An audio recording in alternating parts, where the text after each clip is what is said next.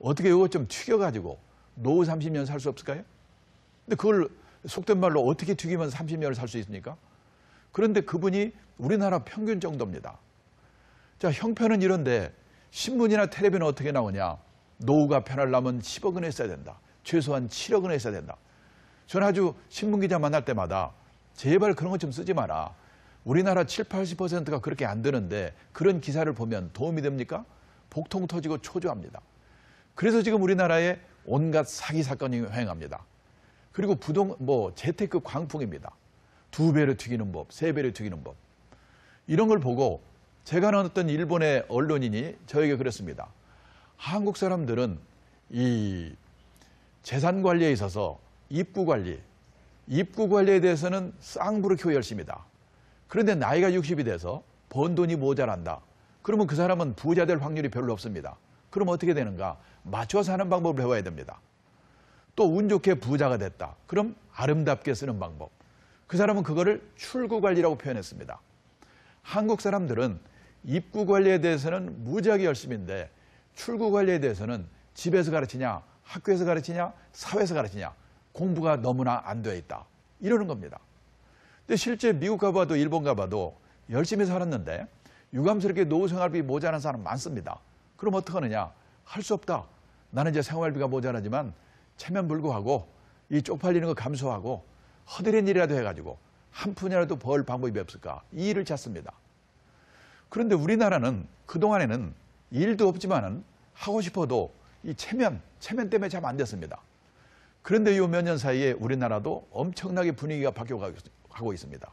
체면을 버리고 일하는 사례가 주위에서 많이 늘고 있습니다. 자, 그리고 그렇게 일하다 보니까 나이가 60이 돼서 먹고 살 걱정이 없는 사람은 어떡하는가? 그런 사람은 취미 활동 절반, 봉사 활동 절반이면서 약간의 용돈벌이 하는 일, 이런 일들을 한다는 겁니다.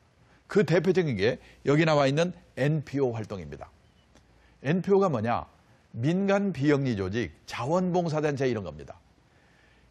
미국 가면 약 200만 개 정도의 NPO가 있습니다. 이웃나라 일본도 이런 단체가 급속하게 늘어나고 있습니다. 요즘 우리나라도 그렇습니다. 사랑의 집짓기, 헤비타트 이런 단체 들어보셨을 겁니다. 그런 데 가서 보람있게 일을 합니다. 그리고 이 현역 시절이면 100을 받았을 텐데 한 30 내지 40 정도를 받습니다. 그러면 60 내지 70은 사회공헌 활동이 됩니다. 재능 기부가 됩니다. 그리고 30 내지 40은 용돈벌이. 그래서 미국에서는 이 NPO에서 일하는 사람도 다 취업인구에 포함을 시킨답니다. 제가 몇 년 전 통계를 보니까 미국 전체 취업인구의 9.8%, 10명에 1명 정도가 이런 데서 일한다는 겁니다. 이 정도로 일반화되어 있습니다. 우리가 인생을 살아가면서 정년을 3번 맞이한다고 합니다. 첫 번째가 고용정년입니다. 보통 회사 55세면 나가야 되죠. 그런데 아직도 몸이 쌩쌩합니다. 그래서 허드렛 일이라도 자원봉사 활동이라도 자기가 정해서 하는 이 일의 정년이 있습니다. 그리고 마지막으로 하나님이 불러가는 정년, 인생 정년이죠. 고용정년, 일의 정년, 인생 정년, 이 3번의 정년을 어떻게 맞이할 것인가. 이런 준비를 하고 사는 게 재테크보다 훨씬 더 중요하지 않을까.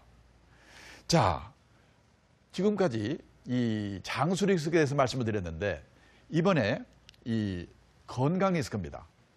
이제 건강해야 되는 겁니다. 미국과 일본에 퇴직한 분들을 대상으로 앙케이트 조사를 한 일이 있습니다. 그분들에게 물어봤습니다. 퇴직을 하면 생활비가 준다고들 하는데 실제로 줄었습니까? 이렇게 물었더니 안 줄었다고 대답하는 분이 30 내지 40%였다는 겁니다. 그 왜 안 줄었느냐? 특수 질병입니다. 그래서 저는 이 직장인들은 이 건강에 조심해야 됩니다. 너무 과음하지 않고 담배도 피지 않고 여러 가지 조심해야 됩니다. 그래도 언제 또 아플지 알 수가 없습니다. 제 아는 이 선배 한 분은 이 고등학교 때는 레슬링 선수였습니다. 대학 때는 미식축구 선수였습니다. 그런데 작년에 이 뇌졸중이 오신 겁니다. 이렇게 알 수가 없습니다. 그래서 언제 아플지 치료비가 얼마나 될지 이 알 수 없는 이 건강 리스크는 이 보험으로 대응을 해야 됩니다. 사실 저는 몇 년 전에 집에 가니까 제 아내가 어느 보험회사의 FC의 설득에 넘어가서 암보험을 들었다는 겁니다. 그때 제가 그 말 듣고 웃었습니다. 그 암이라는 건 팔자소관인데 그걸 왜 들었는가? 그런데 저희는요, 부부가 암에 걸렸습니다. 우연인데 아주 절묘하게 들은 겁니다. 그런데 이 보험은 나이가 들면 들기도 어렵고 보험료도 비싸집니다. 이 젊은 직장인들이 간단히 보험 하나 들어두는 거, 이게 바로 건강 리스크에 대응하는 방법입니다. 자, 그러면 세 번째입니다. 세 번째는 뭐냐면 자녀 리스크입니다. 아니, 귀여운 자식이 위험하단 말인가? 위험합니다. 아무리 본인이 성공을 하고 돈을 많이 벌어도 노년에 자식들이 잘못돼서 고생하는 분들이 많습니다. 자, 그런데 여기 보시면은 이 우리나라, 미국, 일본의 이 노후의 주 수입원이 뭔가 이 표가 나와 있습니다. 여기 보시면은 우리나라는 자녀의 도움을 받는다는 비율이 30%입니다. 이거는 노후의 주 수입원입니다. 60세 이상 된 분들의. 이게 자녀의 도움을 받는다는 비율이 30%입니다. 그런데 1980년 제1차 조사에서는 이 비율이 여기 보시다시피 72%였습니다. 가면서 점점점 줄어든 겁니다.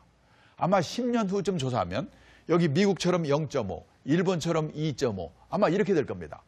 앞으로 자녀들은 도와주질 않습니다. 왜 못 도와주느냐? 여유도 없지만은 도와주고 싶어도 우선 이 숫자가 없는 겁니다. 자녀들의 숫자가. 그리고 1960년대는 노부모 부양 기간이 평균 5년이었습니다. 그런데 앞으로 인생 100세 시대에는 노부모 부양 기간이 25년에서 30년이 됩니다. 이제는 노인이 노인을 부양해야 되는 시대가 되는 겁니다.